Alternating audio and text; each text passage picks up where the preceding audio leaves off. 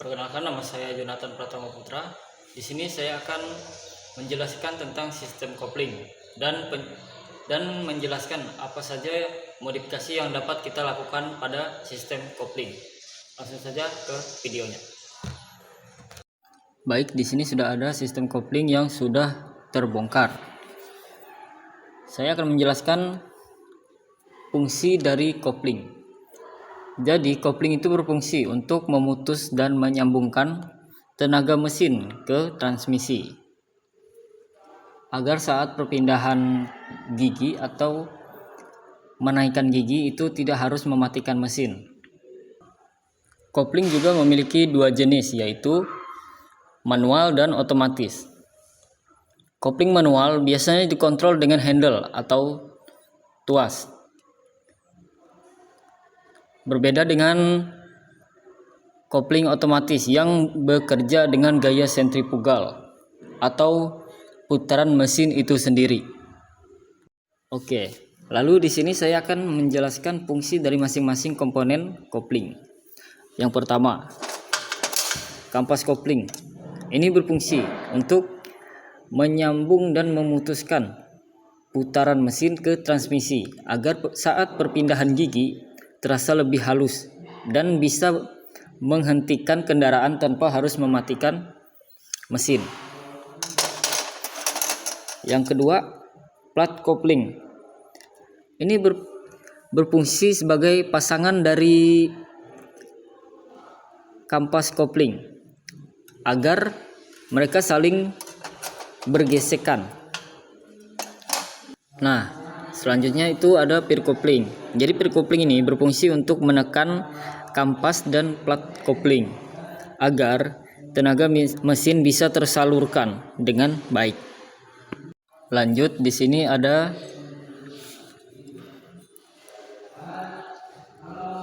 hub kopling atau clutch center yang fungsinya untuk menempel ke as transmisi. Kampas kopling dipasang di gigi luarnya. Ini yang menerima tenaga dari mangkok kopling buat diputar ke transmisi.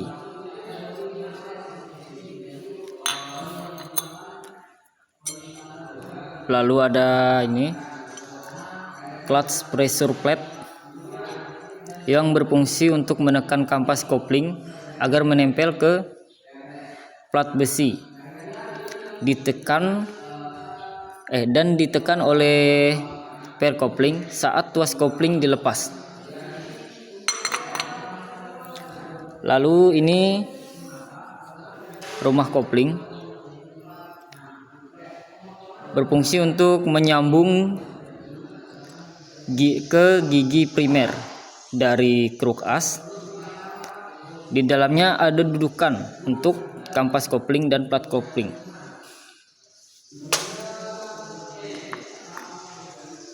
Selanjutnya ini mangkok kopling ganda atau clutch outer. Fungsinya sama seperti rumah kopling, tapi ini yang langsung menyambung ke gigi primer. Bagian ini memutar terus saat mesin menyala. Lanjut, di sini ada kampas kopling ganda.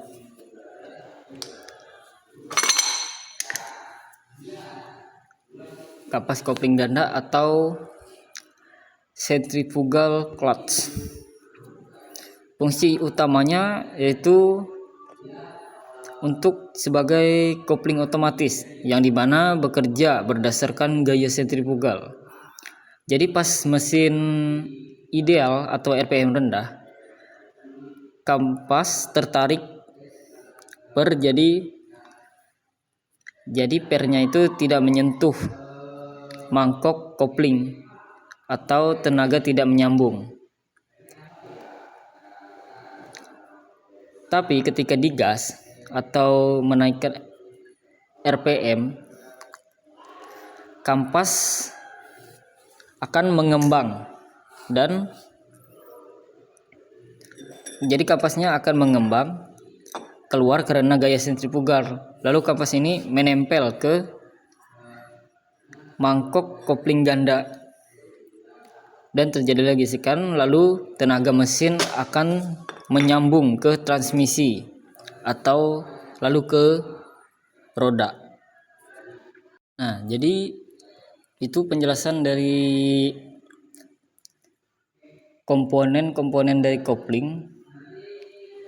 Selanjutnya saya akan menjelaskan apa aja yang dapat dimodifikasi dari sistem kopling. Jadi yang pertama adalah perbedaan dari kopling dengan per biasa dan kopling dengan per diafragma. Apa sih bedanya? Nah, yang pertama, kopling dengan per biasa.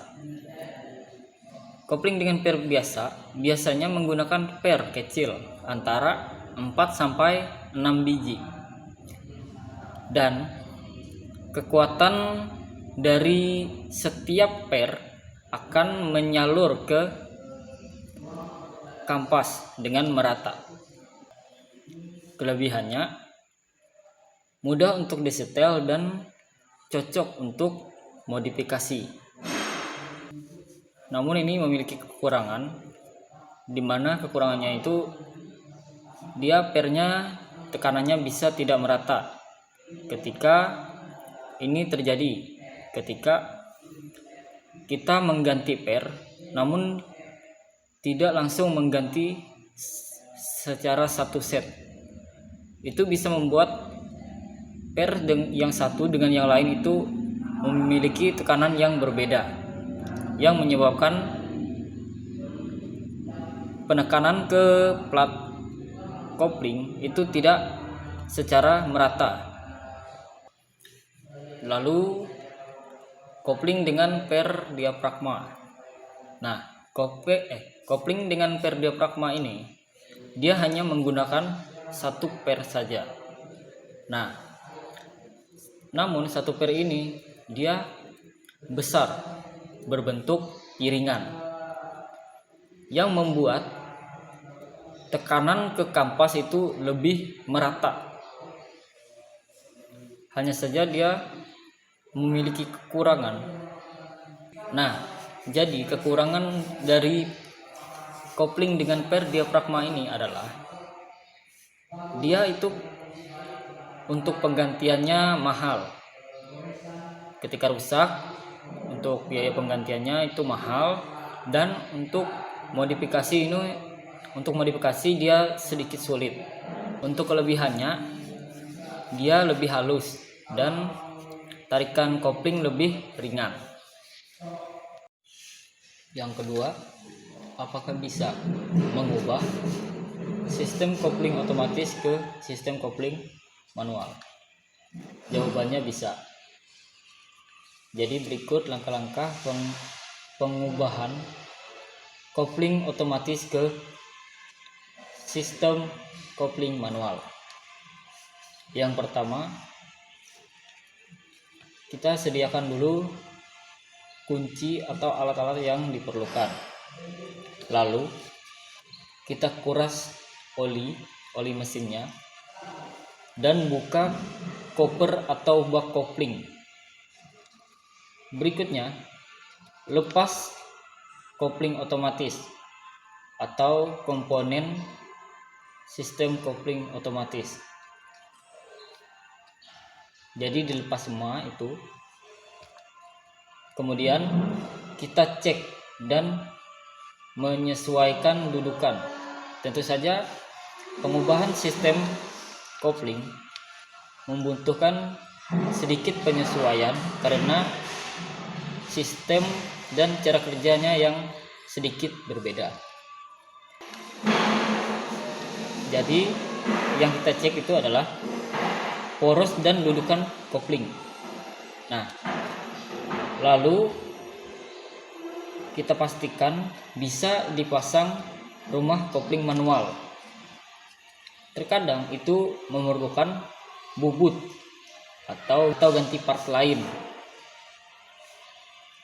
Nah, karena desain mesin otomatis dan manual berbeda, jadi harus butuh penyesuaian yang lebih banyak. Selanjutnya,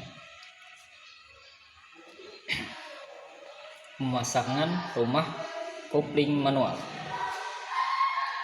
Jadi kita pasang ke poros mesin, pastikan presisi dan tidak oblak. Lalu selanjutnya pasang kampas dan plat. Terus pasang juga mekanisme penekan seperti tuas penekan dalam mesin. Ini yang akan mendorong kopling saat ditarik. Jadi saat ditarik, tuas penekannya akan mendorong kopling. Fungsinya untuk memutus tenaga saat tuas ditarik. Selanjutnya, pasang handle kiri atau tuas kopling. Lalu kita sambungkan tali kopling dari bawah ke handle, dari penekan ke handle, agar kopling dapat berfungsi. Selanjutnya kita juga membutuhkan penyesuaian tambahan seperti penyesuaian gear atau rasio, dudukan kabel, dan posisi tuas. Kenapa harus disesuaikan? Karena tidak semua komponen itu langsung pas ketika dipasang. Selanjutnya, penyetelan kopling atau jarak bebas tuas. Pastikan tidak selip atau seret, karena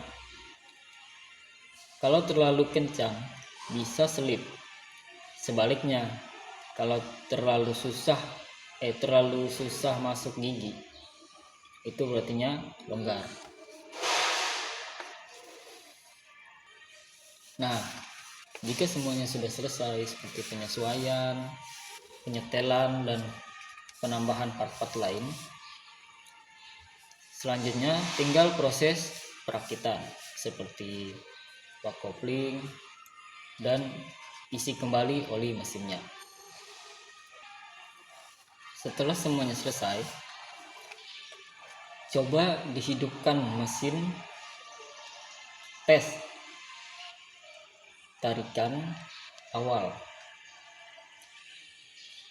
perpindahan gigi, dan suara mesin. Perubahan ini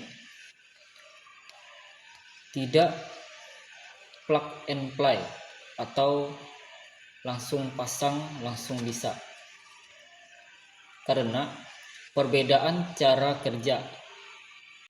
Jadi membutuhkan penyesuaian pada bagian mesin. Nah, jadi begitulah cara mengubah atau mengganti sistem kopling otomatis ke sistem kopling manual. Cara ini sebenarnya bisa saja dilakukan, hanya saja membutuhkan sedikit perubahan dan penyesuaian, tidak langsung plug and play atau ganti komponen langsung jadi.